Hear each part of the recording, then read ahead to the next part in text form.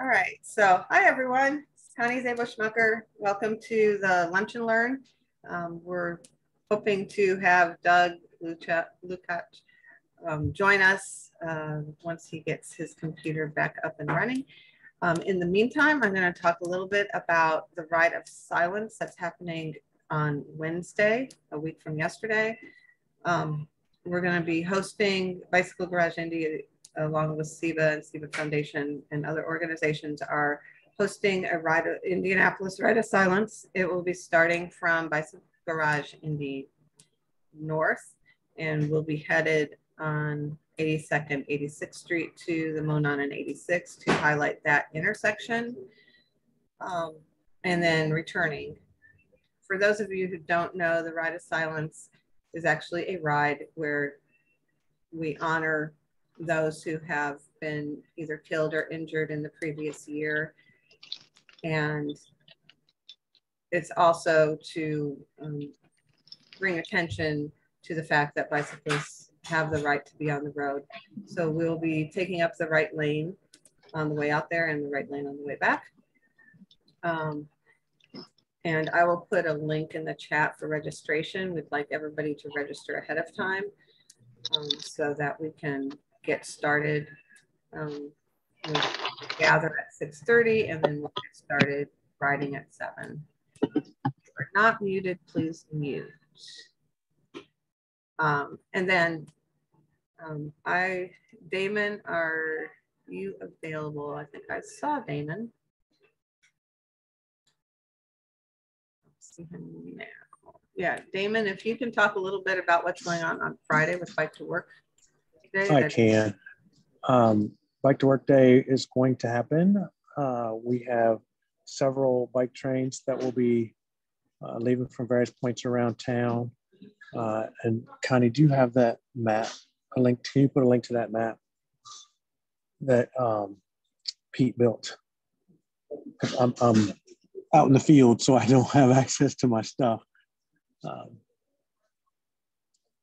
You're muted right now.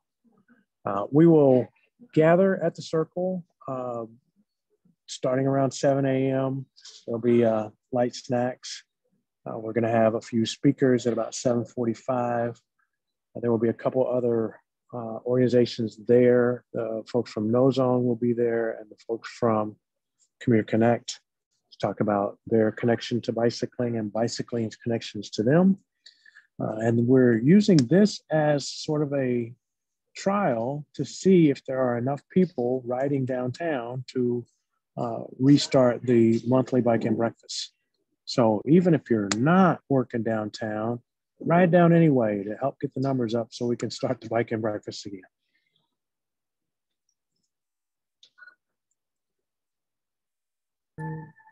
Okay, so and I'll give a plug. There will be a group leaving from Bicycle Garage Indy North to go downtown on Friday as well to take part in the Bike to Work Day festivities.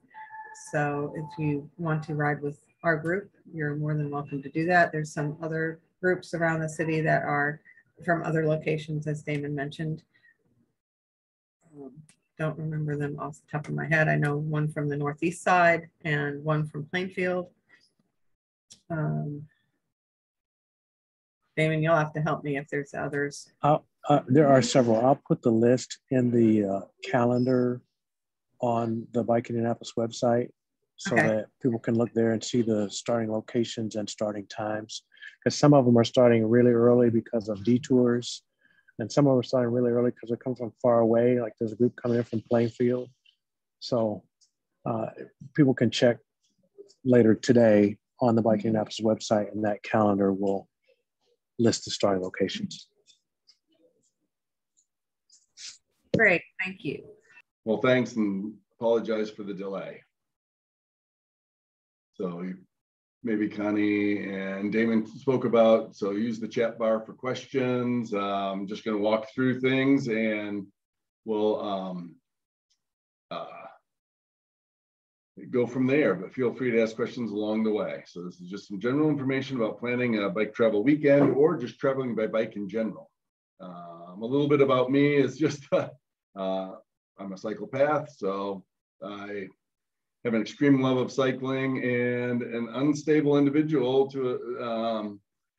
so it's difficult for me to adjust to society without repeated and lengthy excursions by bike. And I thought that was a good description of me. So,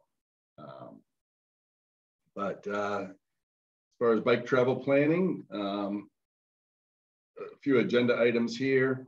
Talk about just the general planning in general, what, when, and where, equipment that's used, preparations for traveling, a little bit about overnight lodging, food and drink, and traveling as a group. So feel free to, again, use the chat bar and let me know if you have questions along the way. So I think one of the first things to do when you're thinking about doing a bike overnight or any length of tour is what type of tour, and a few kind of a breakdown of those different types. What I mean by that is self-contained touring or self-supported touring. And that's where maybe you're carrying camping gear and all your food and cooking gear, and similar to, I like to associate it with backpacking, where you're planning to carry everything with you, cook all your meals, have all your food and drink with you. And then there's what I call credit card touring. And so for credit card touring is more staying indoors, eating in restaurants, where you're not carrying, you don't have to carry cook gear, you don't have to carry a lot of food. So it makes it a lot easier that way. Oops, sorry about that. Then sort of hybrid touring, what I call hybrid touring, is a combination of indoor and outdoor lodging, as well as cooking and eating in restaurants and or cooking yourself. And this tends to be a popular way, I think, for multiple people. And then you can kind of share, sometimes you want to stay indoors, sometimes you want to camp, you can share cooking responsibilities, you don't have to cook every night, you can eat in restaurants, and do kind of a combination. And then vehicle supported touring, where you find someone who will support you along the way by hauling all the gear and all your camping gear and things like that, clothes. And so you can ride on a much lighter bike and farther and easier. So then when you've decided kind of some of those things, really is planning your route. Some key things to remember when you're doing that planning is how far do you want to go? And distance and elevation is such a key part of that when you're planning your trip. So elevation gain, riding 40 miles in the Rocky Mountains is completely different than 40 miles in northern Indiana. So you want to consider that. And the terrain, is it a trail? Is it a gravel trail? Is it a paved trail? Is it a road? Is, what kind of traffic? Those types of things. Also along your route, very important things are where you want to stop along the route. Facilities along the route, particularly restrooms and sources for water, food, drink, as you're riding. So making sure you've got enough water on your bike, for example, or snacks on your bike to make it through if it's a long distance ride where there's no services along the way. But, kind of planning out what you're going to do along the way. And break stops, take frequent stops, particularly on very long days. If it's a long day, you want to stop frequently, have plenty of food and water, stay hydrated.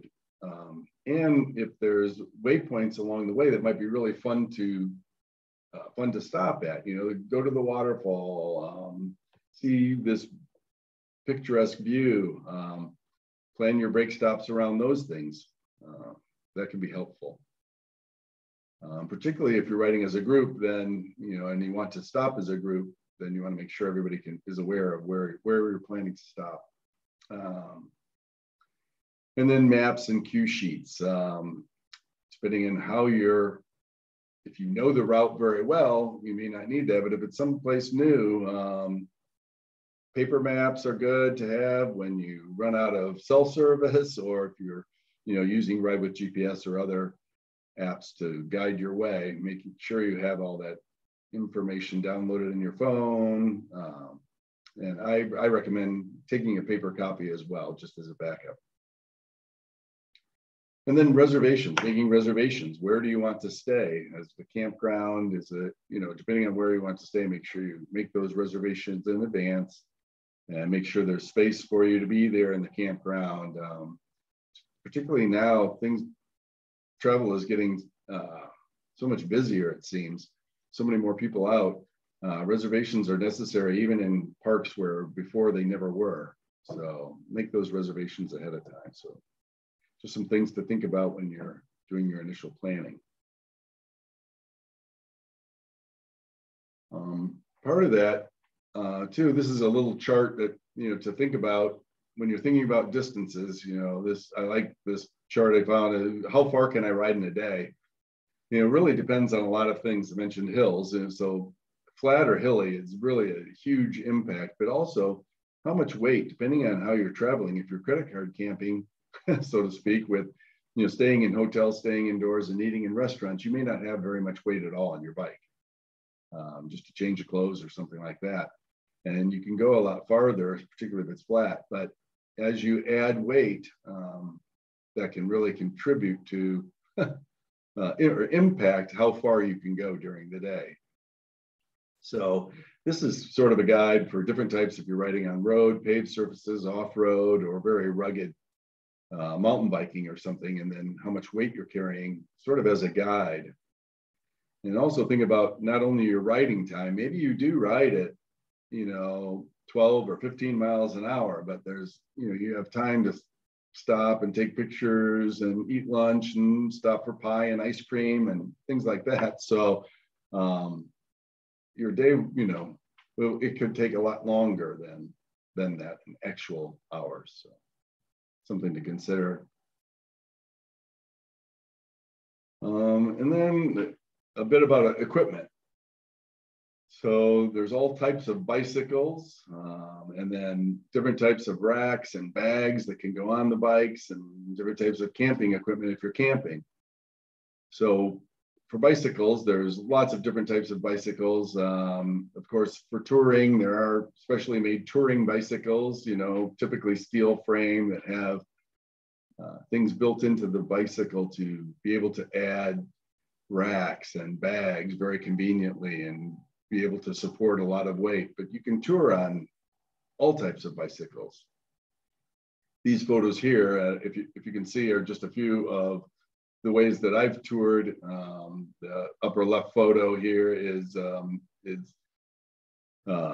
me fully loaded, the fully loaded bike with panniers or saddlebags, you know, on the front and rear of the bike, with handlebar bag, with a trunk bag on my back rack, very heavy setup. The top middle photo is me where I did the Gap and C&O trail, where stayed indoors, and I was gone for a week with just those few small bags on the bike, a small handlebar bag, a small frame bag, and a small seat post bag. So there's a lot of different ways to go depending on how long you're going and what you want to carry and what kind of support you have, if you have any support. So if you're self-contained, you're going to have a lot more because you're going to have food and cooking gear and camping gear and all sorts of things, where if you're staying indoors every night, you don't need to carry a lot of those things. And it might be difficult to see, but that picture in the middle bottom, those were a few people I was riding with last year when we were on a self-contained tour. And so that was September, northern Michigan, where you had to plan for cold weather and warm weather. And we had hot weather, we had cold weather, we had rain, we had storms. So you can see all the things that are packed on those bicycles, tents, camping gear, etc. A little more detail. I really liked these pictures because it shows a little more kind of an animated view of the way a lot of different bike setups are, and different types of bags that you can get for different types of bicycles. You know, the upper left being, you know, fully loaded touring, where you have front and rear panniers, and you have things on top of the back pannier, you have things on top of the front pannier, you can have handlebar bags and frame bags, all, you know, to have camp gear and all the different things in there. And then just to the right on the top, you know, is bike packing. So maybe if you're off-road and more mountain biking trip, you know, other bags that can go on there that don't interfere with the suspension of the bike and are a little bit lighter weight.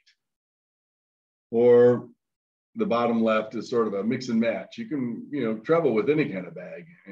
There's this one, this illustration is, you know, panniers in the front, a frame bag, and a seat post bag. And so you just kind of mix and match depending on where you're staying and what you're planning to do. And then the lower right is the credit card camping. You know, when you're staying indoors every night, you don't have to carry very much, just some tools and, you know, some emergency gear, and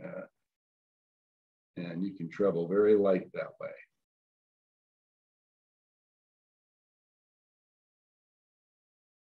And a little bit about preparation. So before you go on a trip, a couple things to consider is, you know, maybe you have things mapped out. Oh, I'm going to go and I've got all my gear and I'm borrowing these bags and I've got, you know, a tent and all these different things. But bicycle maintenance, it's really key to have your bike maintained prior to leaving. I think it really helps to, when you're out on the road, you don't want to be out in the middle of nowhere and having bike problems, particularly when you're on a trip where you're looking forward to spending the night in different places and seeing sights and everything. So just some basic bike maintenance as a minimum, you know, just clean, inspect your bike, clean and lubricate the drivetrain, maybe adjust your brakes, you know, look at your tires very closely, make sure they're good, and make sure you've got, you know, some, you can, if you don't know how, you should really learn to fix a flat. And I recommend actually practicing fixing a flat.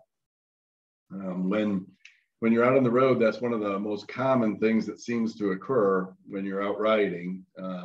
And so being able to fix a flat is very important, because you know, that's probably one of the most common mechanical issues that occur when people are out touring. And if budget allows and time allows, then you can have it professionally serviced before you go. I think that's a really good idea, just to get it tuned up and everything checked out by professionals at a bike shop. And then, I do recommend doing that a little bit earlier, you know, a couple of weeks before, so you can get your bike back at least a week before, if not longer, so that you can kind of ride it and do a little shakedown ride on it, make sure everything's going okay after the service.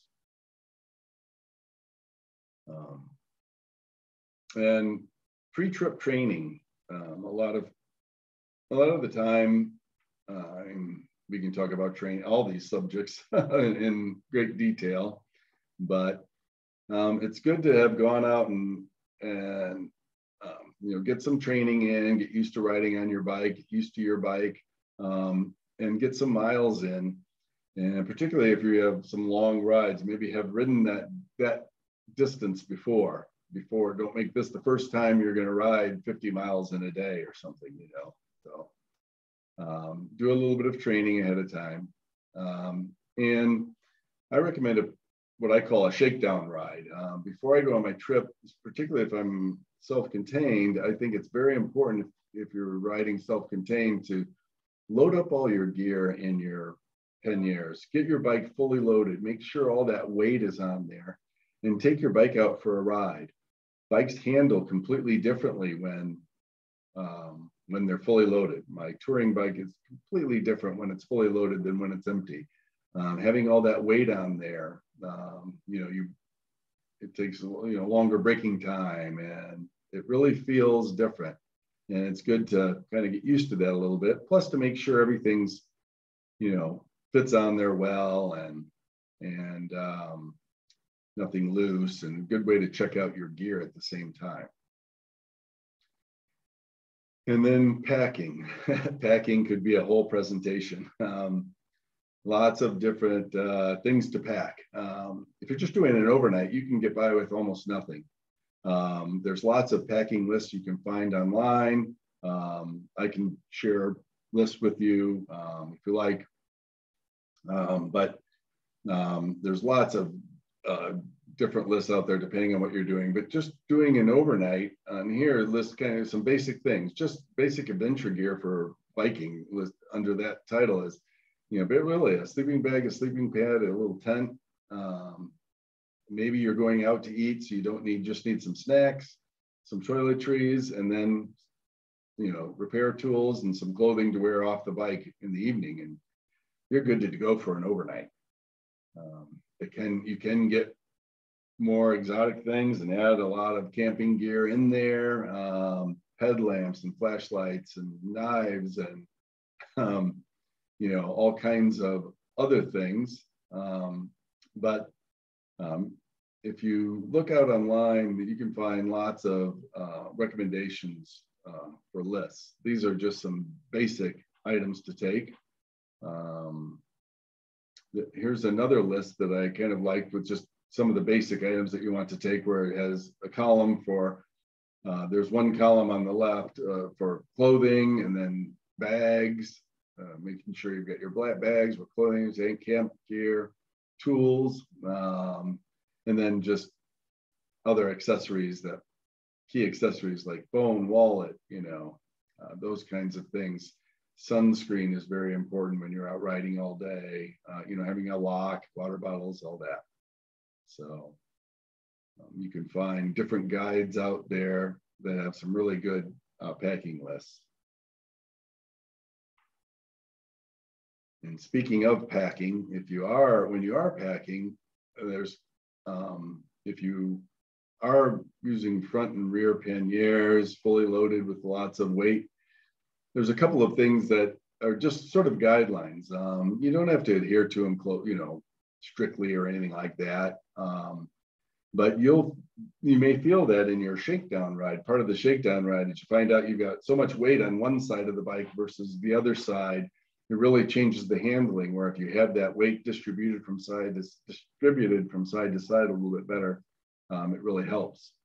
A couple of tips that I've heard of in the past are the 60-40 weight rule, where actually 60% of your weight is in the front bags and 40% on the rear, because your bike, your typical touring bike, already has most of your weight on the rear wheel already.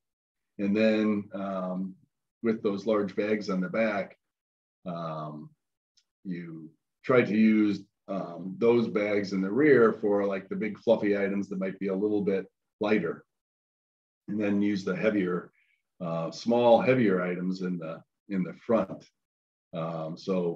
And keeping, if you can, try to put heavy items in the bottom of the pannier. So if you have,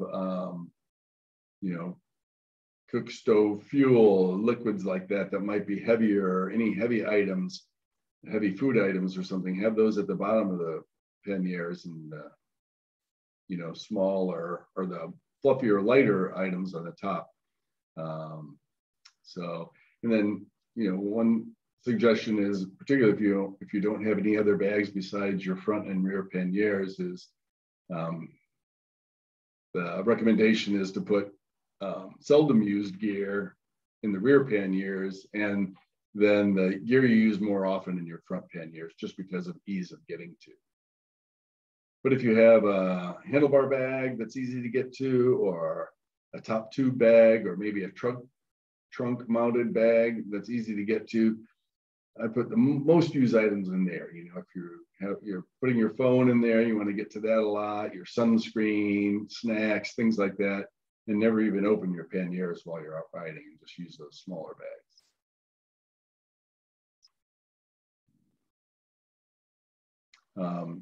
The next slide was just a bit about overnight lodging. A couple things to talk about there. Overnight lodging, sort of divided into two. If you're camping, or if you're staying indoors, there's lots of different options. So one thing, if you're camping, is sort of determine the type of camping experience you want to have. Do you want to be very primitive camping, or do you want very luxurious glamping, or somewhere in between? And think about how you want to camp and what type of camping experience you want to have. And then, when you decide that, make sure your final destination has those services. If you want to stay in a rustic cabin, maybe it doesn't have any water or anything, but it's like a hard-sided tent, make sure they have cabins there and that you can make reservations there. If you want very remote primitive camping, make sure they have that and you're not staying in an RV park. So think about the type of camping that you want. Do you want to make sure they have showers there, so you can get a hot shower at the end of the day? Those kinds of things. What do they have at the facility you're going to? Make sure they have those. And then all the basic things, state parks. I absolutely love state parks and national parks, and they're usually great. They usually have great showers and great camping facilities. But things to remember when you're out is just, the typical thing: leave no trace, take only photos and leave only footprints, and just have a lot of respect for the land and your overnight neighbors, that may not want people up listening to loud music all night. Be very cautious of wildlife and don't feed the wildlife. Gosh, it's crazy how dangerous it can be to be around wildlife, and why we don't want to feed them or go near them, and just be respectful of them and the communities that you're in, and of equipment. If you are new to camping or new to bike touring and you borrowed equipment, be very respectful of that equipment and take good care of it and make sure it's cleaned and packed up nice when you return it. And if you don't have equipment and don't know of anybody, friends or family that has equipment that you can borrow, there are outfitters that you can talk to about finding places where you can rent equipment. There's lots of online rental places. I know REI rents equipment, but I'm not sure they do it at their Castleton store here in Indianapolis. But you can talk to them about places to get rental equipment. Rusted Moon is a very nice outfitter in Broad Ripple. You're familiar with. So some of those places you could talk to, and I'm sure they can steer you in the right direction of where you can get rental equipment. So as far as that was camping, so a lot of people, maybe if you're a camper, you've had someone look at you like this picture here, wondering why you want to leave a perfectly good house to sleep in a tent for fun. And but I do enjoy that, but I also enjoy staying indoors, and indoors has lots of different options. The typical hotels, motels you can find are great places, of course. There's bed and breakfasts that are really good. You can stay at. Always ask places about what they want you to do with your bicycle. Most hotels will, they don't care if you bring your bike in your hotel room, but ask them. And some other, aside from regular hotel, motels, and bed and breakfasts, there's an organization called Warm Showers that's a wonderful place for bicycle travelers. And there's people around the country who offer their homes. Could be as simple as just tent space, but a place to get a warm shower. Could be a bed and meals, could be anything in between. But they offer free places to stay for traveling cyclists. And then, of course, Airbnb, VRBO, and also hostels. Hostels make great places. And if you're really adventurous, you can talk to municipalities, parks departments, churches, police, fire departments. A lot of those places will allow you to pitch a tent and stay there. Always think about food and drink. it's one of the greatest things about bicycle touring. When you're out touring and you're riding long distances every day, you're burning tons of calories, so you get to eat all kinds of fun stuff. So think about what snacks you want when you're riding. What are you going to do for lunch? Are you going to, you know, eat in restaurants? You're going to pack your own, just eat snacks? What are you going to do at your overnight location? Are you going to be cooking yourself or going to a restaurant? And then snacks, you know, sitting around the fire at the campground site or relaxing at your Airbnb. You know, what do you want and what to drink? And also not only cold, hot, alcohol, whatever for drinks, but about food preparation, what the temperature is out, what type of food you're taking, because it may need, do you need to heat it up? Do you need it to stay cold, etc. Hey, Doc, you want to make sure that you get through all of your slides since we got started late. So just okay, if you can go just a bit faster, that'd be great. All right. Okay, we'll do. And just a little bit about group travel. If you're traveling as a group, even if it's just a few people, you know, make sure to plan and communicate expectations ahead of time.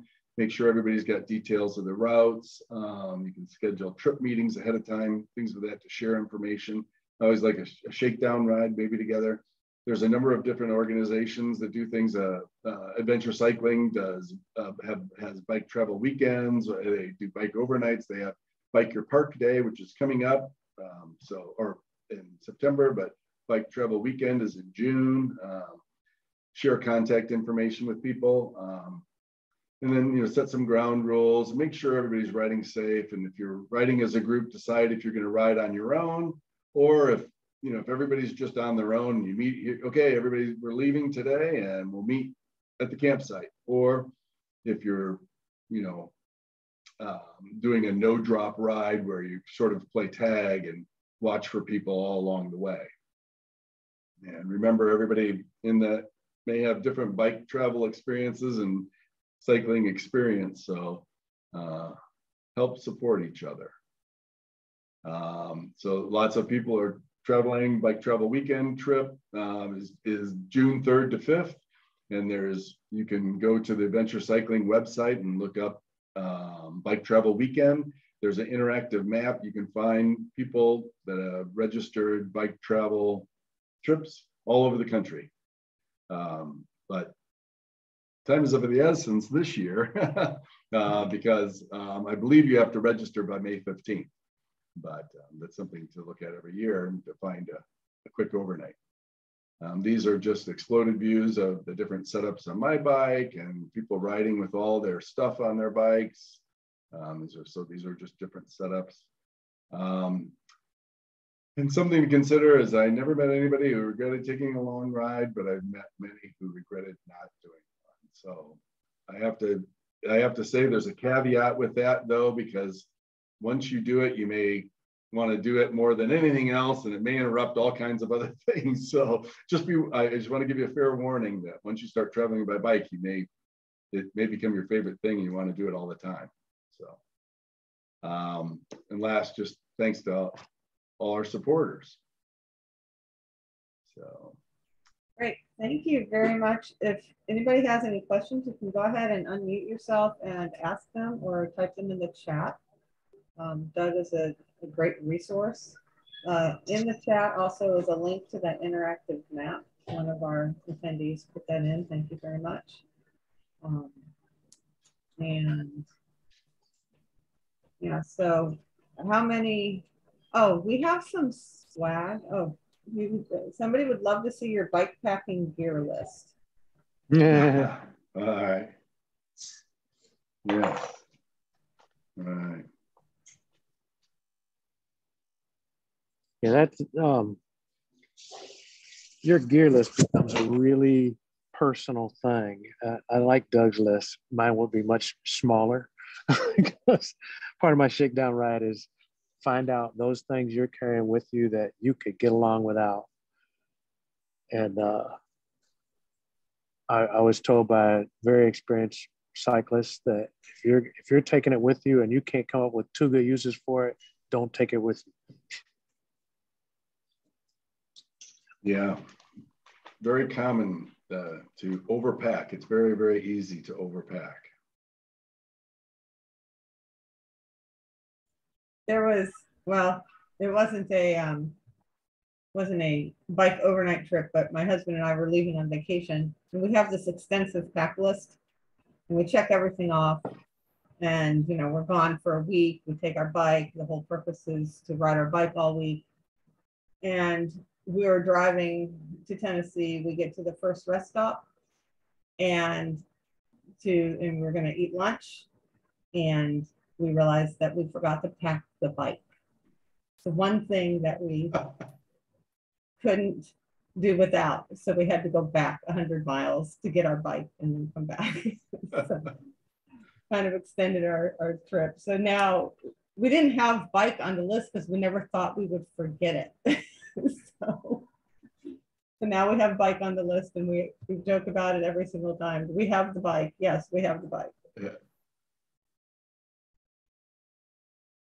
Yeah, I've got some lists that are very extensive, and it's not that you take all those things, but you kind of consider them, and then you can whittle it down from there that I put together with from other people's lists. Yeah, I'll have to, is there a way I can share those somehow? Yeah, so what we can do is you can send it to me. I can put the list up as a PDF on indybikehub.org site, and then have a link in the recorded video to that, as well as on the indybikehub.org site. So if you want to do that, then everybody would be able to have it who sees it later too. All right. Yeah, because it's kind of my list for long tours, when you're doing more of a, going out for 2 or 3 weeks or longer, and self-contained. And then so you can cross out all kinds of things when you're not self-contained, or you're going for shorter periods of time, things like that.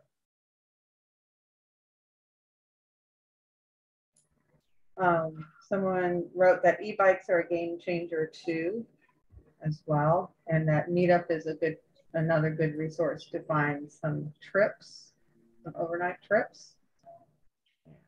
Can you recommend a good bike carrier, 2 to 4 bikes? For the clamshell type, thanks. So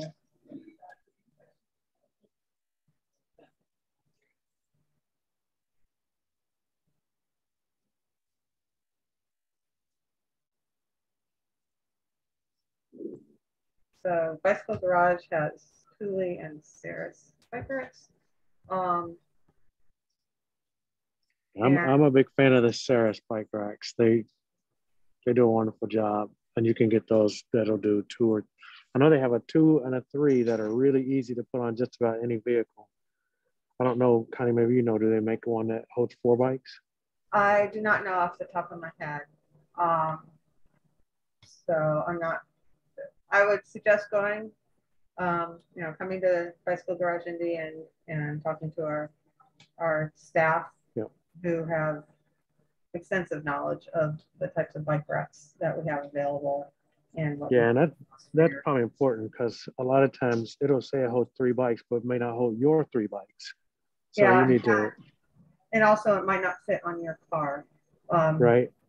Depending on the type of vehicle you have. So, some are hitch racks and some are non-hitch racks. And so it's a little bit more complicated than to say, I want to get a bike rack. You have to make sure that it will fit on your car as well, and be secure with your bikes. Or you could do what I did, which was buy a minivan and you just roll the bike in. Well, I used to drive a Chrysler Crossfire, and there was no bike rack that would fit on it, and no one would put a trailer hitch on it because it was so low to the ground. So I bought one of those sea sucker bike racks that just uses suction cups just to attach to your car, and it's amazing. I love it, and I can fit the whole thing into one of my rear panniers. So if I'm riding somewhere and I want to get a ride home, I can put it on anybody's car to slap my bike on. Oh, that's fantastic. Awesome. Yes. So let's see. Oh, what do you do in inclement weather when you're out camping? What's the Once you're wet, right, Doug? Yeah, well, that's kind of part of the planning stage too, is thinking about what time of year you want to go and what the weather might be. And then there's more things to carry if you're, as you get more concerned with that, but, or different types of things. But, you know, I found a really good quality tent takes care of a lot of problems, you know. Yeah, sometimes it's just, gosh, it's just the way it is when you're out on the road. Yeah, I've had some really crazy trips with lots and lots of rain, and I've had trips with just incredible weather. Yeah, I don't know. That's kind of part of the adventure, I guess, is having is, you know, getting out and experiencing nature and all its different elements. All right. We have actually some swag from Adventure Cycling. So for those of you who are still on the presentation, if you want to type in your name and email, you can do it directly to me, not to everyone. And then I can contact you on how you might want to get that. If you're local, you can pick it up at Bicycle Garage Indy's locations, or I can send it to you via mail. But Doug, you want to talk about a little bit about what the swag is? Yeah, we've got there's some different cool stickers for, you know, grab these.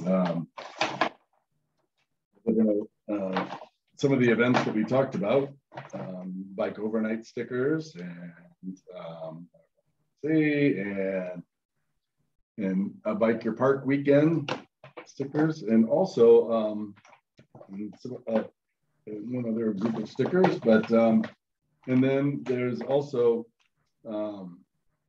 free membership cards for membership to Adventure Cycling Association. So I believe they're a free 6-month membership to Adventure Cycling Association, and it's just I don't know, like, it's a wonderful organization. They have a great magazine that comes out several times a year, great articles, great resource for information about traveling by bicycles. Their maps are outstanding, and so yeah, so fun things like that. Great. So we are at time, and thank you everyone for coming, and thanks again for your patience while we dealt with our technical difficulties. Like I said, technology is wonderful when it works. And so we hope to see everyone next month. And we do the lunch and learns on the second Thursday of the month from noon to 1. And they are sponsored by the people that you see on Doug's screen: Bicycle Garage Indy, Bike Indianapolis, Commuter Connect, CIBA, and the YMCA. And the recording for this will be up on the indybikehub.org site, as well as Bicycle Garage Indy's calendar. It's also will be on Bicycle Garage Indy's YouTube channel, so hopefully you'll be able to find it. I will post Doug's presentation so you can look through it again, as well as his pack list that he's going to send me. And we hope to see you at the Ride of Silence and Bike to Work Day next week, and at future Lunch and Learns. Thank you very much again, and we'll hopefully see you out bicycling. And thank you very much, Doug, for your informative. Yes, thank you. Yep, thanks. Feel free to contact me if you think of questions later on as well. So. All right, thanks.